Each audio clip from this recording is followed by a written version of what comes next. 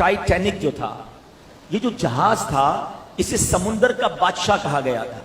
Engineer ने Titanic पर अपनी पूरी महारत सर्फ की थी।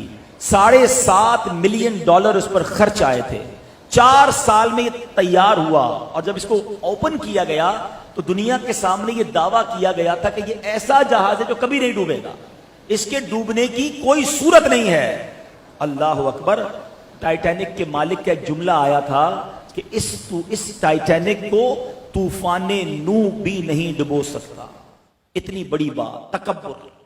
और अब क्या हुआ, कोई सालों बाद नहीं डूबा, वो ओपनिंग सेरेमनी हुई है, पहला ट्रिप है और चौथे या 5वें दिन अल्लाह अकबर ये समुद्र में एक तोदे से टकराया और डूब कर फना हो गया।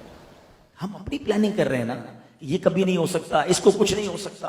मेरा रब जब चाहे जैसे चाहे, याद रखो नताइज का मालिक मेरा रब है। हम खुद कुरान में क्या पढ़ते हैं, मालिकी यौमिद्दीन, रोज़े जज़ा का मालिक वो है, खालिक के कायनात है।